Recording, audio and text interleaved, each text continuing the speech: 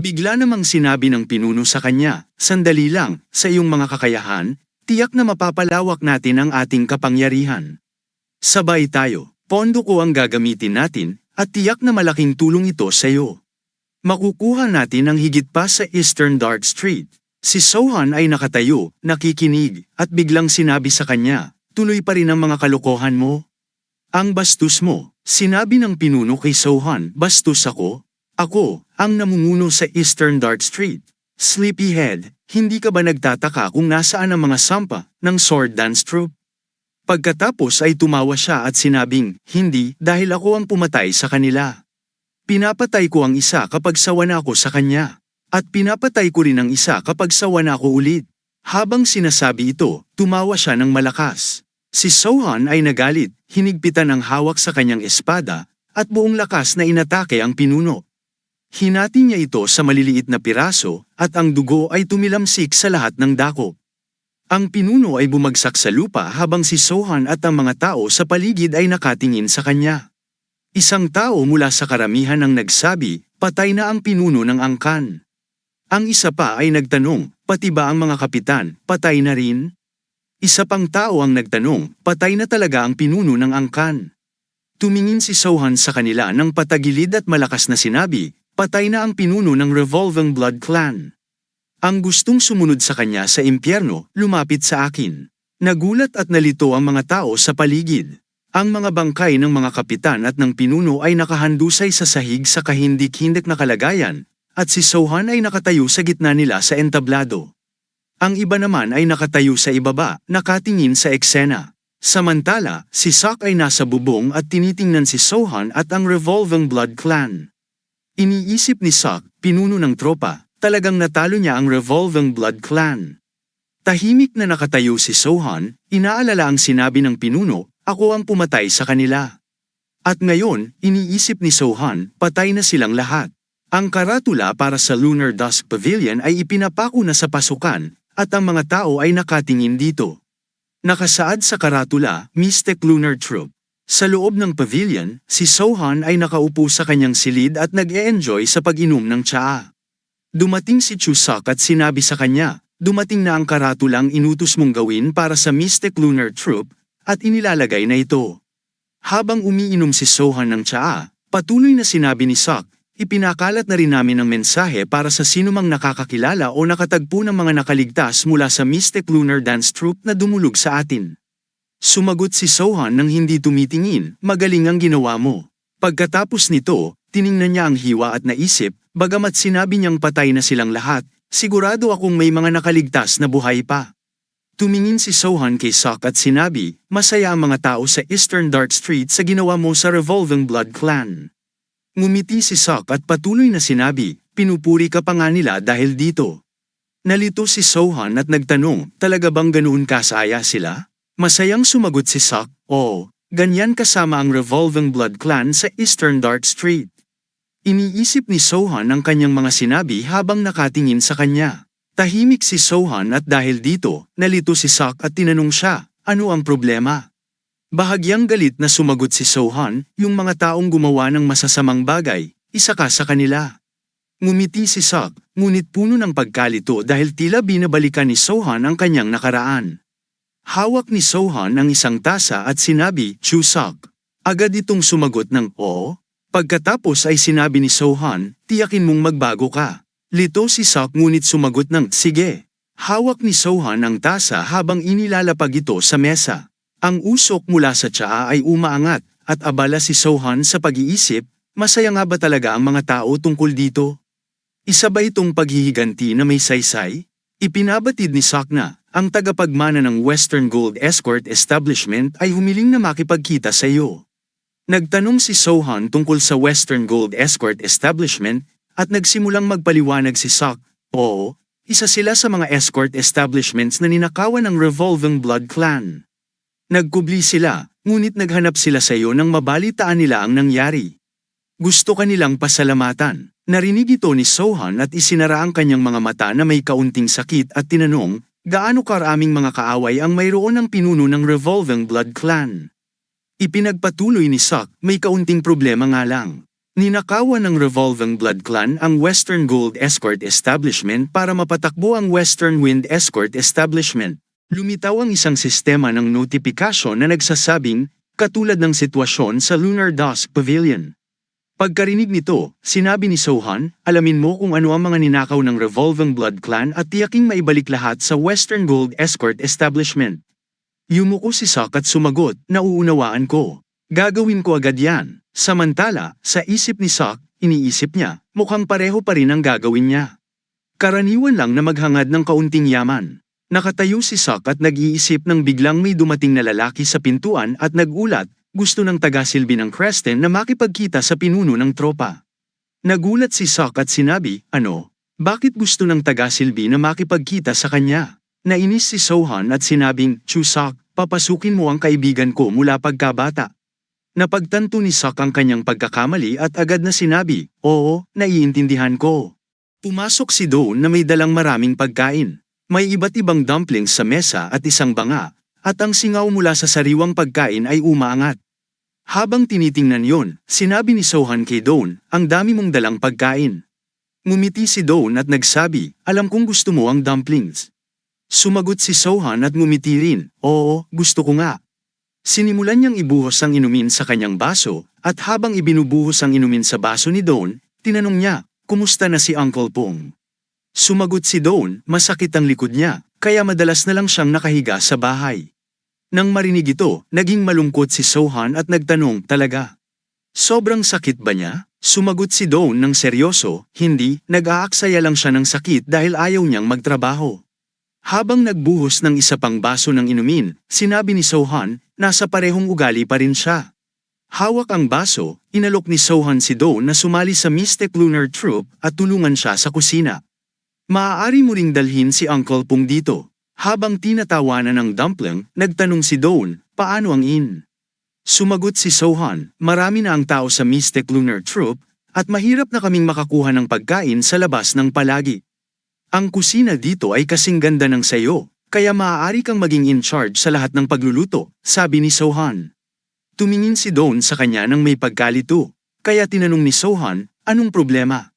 Ayaw mo bang sumama sa ideyang ito? Tumingin si Dawn sa kanya gamit ang kanyang mga kayumangging mata, tila natatakot. Sumagot siya, hindi naman, pero parang kapag nagluto ako dito, baka mapatay ako balang araw. Tumingin si Sohan sa mukha niya at nagtanong, anong ibig mong sabihin? Habang inilalagay ni Dawn ang dumpling sa plato, nagpatuloy siya, nakita ko ang lahat ng mga laban mo. Tinatanong ni Sohan, anong kinababahala mo? Kung nakita mo na lahat, mukhang nahihirapan kang ipaliwanag. Matapos ang ilang sandali, sinabi ni Dawn, parang makikipaglaban ka ulit, kahit na hindi mo gusto. May iba pa na hindi ka pa rin iiwan. Tahimik na nakinig si Sohan habang patuloy si Dawn. Tanungin kita, gaano ka kalakas? Makikinig ako sa sasabihin mo bago ako magpasya kung patuloy akong mamuhay bilang isang mababang kusinero sa inn o magiging head chef ka. Sumagot si Sohan, paano ko malalaman kung gaano ako kalakas? Hindi pa matagal mula nang makalabas ako. Nagbigay si Dawn ng tanong, hindi mo ba alam batay sa sekta mo? Sumagot si Sohan, tungkol sa aking sekta? Hindi ko alam kung gaano ako kalakas, pero si Django ang nakakaalam kung gaano kalakas ang aking guro. Naging masaya si Dawn nang marinig ito at nagtanong, sino siya?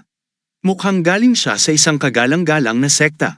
Sinabi ni Sohan ang tungkol kay Django, isa siya sa 4 na dakilang demonyo. Na-shock si Dawn at umabot sa kanyang bibig sa gulat, ang 4 na dakilang demonyo. Ngumiti si Sohan habang nagbuhos ng inumin sa kanyang baso at sumagot, oo, siya ang lord sa mga unorthodox factions, madness, lust, demon, at poison. Ang 4 na dakilang kaaway ng orthodox factions. Mas lalo pang natakot si Dawn, kaya kumuha siya ng baso ng inumin mula sa mesa at ininom ito ng isang subo. Sohan, sabi niya, habang umiinom si Sohan at nakatingin sa kanya sa gilid, nag-iisip tungkol sa kanya. Ngumiti si Dawn at sinabi, natutuwa akong buhay ka pa. Pakisabi sa akin ng maaga kung darating ang guru mo.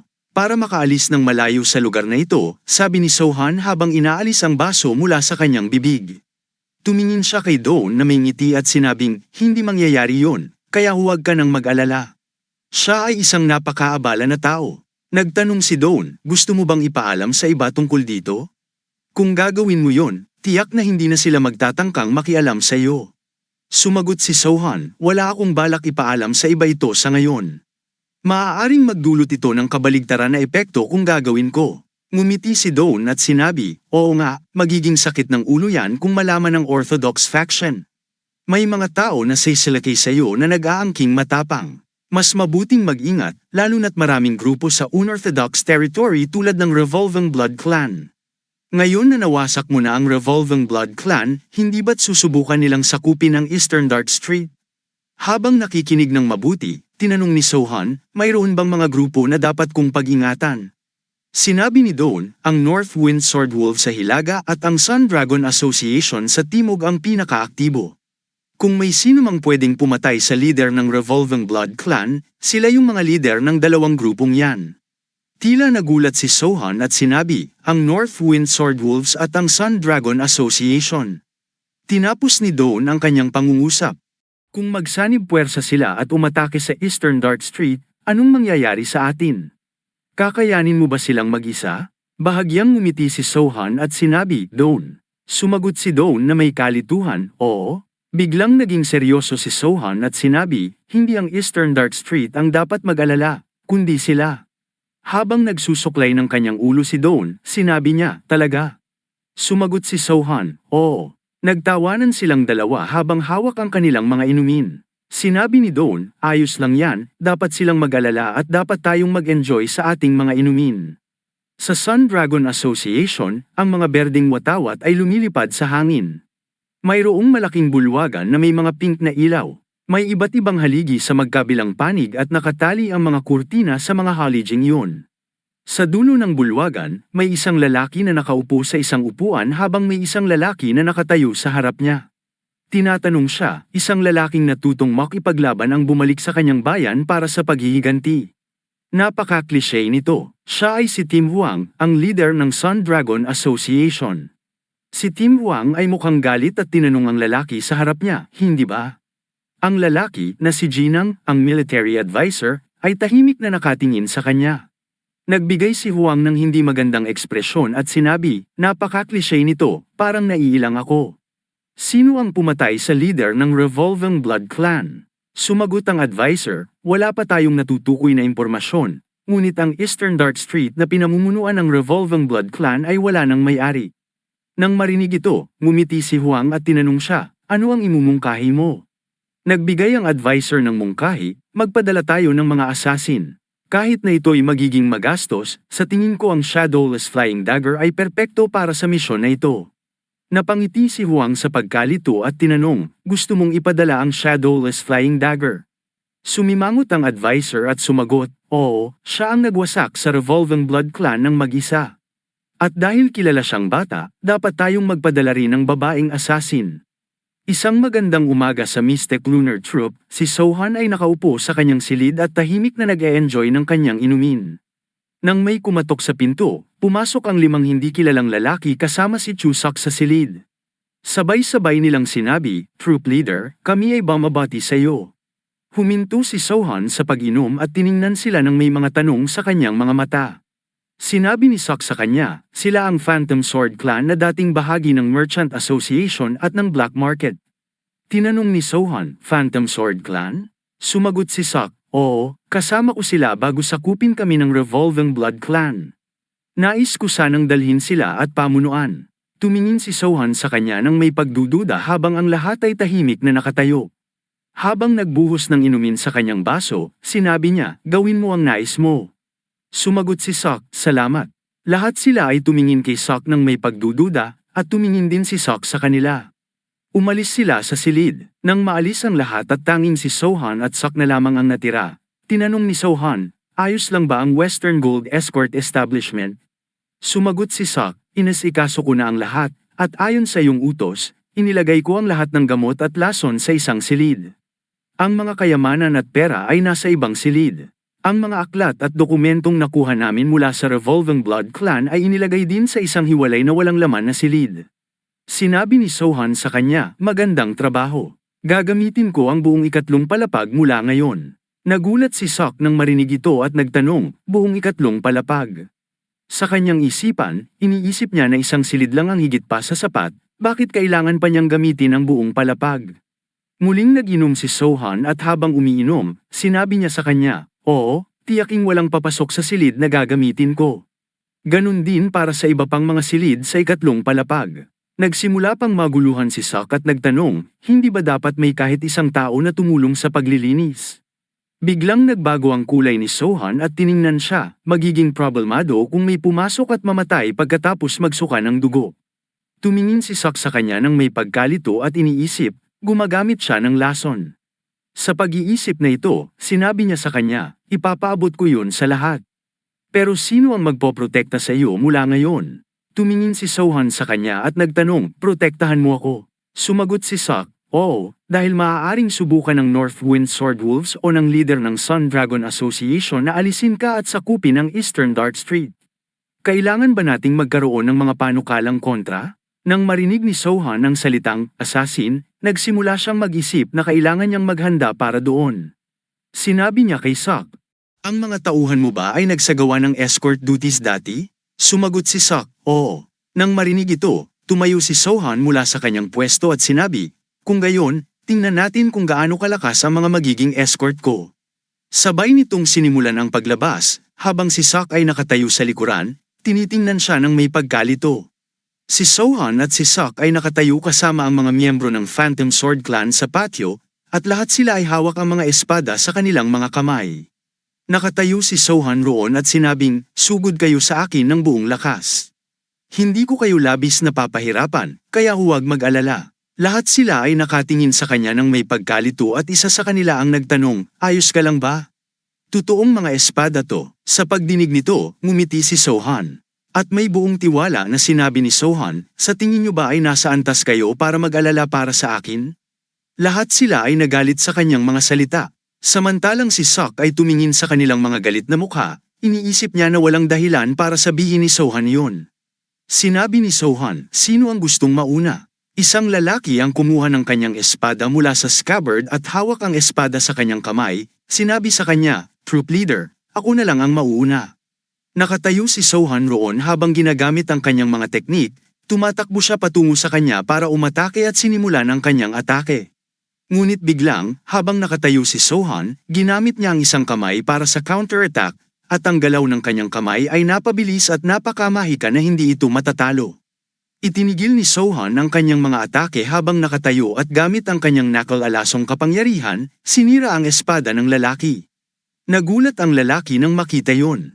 Samantala, ginamit ni Sohan ang kanyang lason at pin punches ang lalaki sa mukha, itinapon siya palayo. May usok na lumalabas mula sa kanyang espada at ang lalaki ay nakahiga sa sahig na may butas sa kanyang templo, at usok ang umuusok mula sa butas na iyon. Lahat sila ay natatakot sa nakita nila at nakatingin sa kanya, habang si Sok ay nakatingin kay Sohan, iniisip, seryoso, dapat ay nagpaisi siya sa kanya. Walang dahilan para saktan siya. Lumingon si Sohan sa kanila at sinabi, next. Pero walang sino man ang gustong umatake sa kanya dahil sa kanyang kapangyarihan. Habang tinitingnan sila, iniisip ni Sok, yan ang karaniwang reaksyon. Naalala ko ang nakaraan. Abala siya sa kanyang mga iniisip nang sabihin ni Sohan, Sok, halika at makipaglaban sa akin. Nang marinig ito, natakot si Sok at nagtanong, ginagawa ko na ito. Alam mo na kung gaano ako kalakas. Pero si Sohan ay nakatayo doon na may seryosong tingin. Samantalang nag-iisip si Sok na seryoso si Sohan, hawak ang kanyang espada, sinabi niya, oo, troop leader. Matapos ang ilang sandali, nasugatan din si Sok at hawak ang espada habang nanginginig. Ang iba pang mga miyembro ng Phantom Sword Clan ay nakahiga ring sugatan sa sahig. Sinabi ni Sohan sa kanila, ito na ang hanggang dito para sa araw na ito. Mula ngayon, magkakaroon tayo ng sparring tuwing umaga. Si Sok ay sugatan, ang isang mata niya ay namaga at may dugo rin na lumalabas mula sa kanyang ilong. Nagtanong siya, bawat araw. Sumagot si Sohan, oo, kahit wala ako. Siguraduhin yung mag-spar kayong lahat tulad ng ginawa natin ngayon, sabi ni Sohan. Tinitingnan siya ni Sok na may pagkalito at sakit. Tumingin si Sohan sa kanya at nagtanong, ayaw mo ba? Nagtanong si Sok, hindi ba tayo magiging mahina sa ganitong paraan? Sumagot si Sohan, pipiliin ko mula sa mga items sa black market at bibigyan kayong lahat ng elixir. Natural na gagaling kayo mula sa mga pasa. Sumagot si Sok ng masunurin, oo, troop leader. Nang paalis na si Sohan, tinanong siya ni Sok habang hawak ang kanyang likod, saan ka pupunta? Sabay niyang inungol ang sakit. Narinig ito ni Sohan at ngumiti, Sok. Sumagot si Sok, oo, troop leader. Pagkatapos, nang hindi lumilingon, sinabi ni Sohan kay Sok, sinasabing ang mga martial artist ng unorthodox faction ay namamatay bago sila umabot ng 30. Sa iyong kakayahan, mamamatay ka bago ka pa umabot ng 30 kung gusto mong mabuhay ng ayon sa gusto mo at mamatay sa espada ng iba. Hindi ko na kayong pakikialaman doon, gawin niyo ang gusto niyo. Pero kung gusto mong mabuhay, sundin mo ang sinasabi ko. Hindi naman kayo nakapag-master ng kahit anong kamanghamanghang internal energy cultivation technique o nakapag-master ng kamanghamanghang blade technique. Hindi ba't dapat ay mayaman kayo sa karanasan sa pakikipaglaban? Nang marinig ito, sumagot si Sok, susundin ko ang iyong mga utos.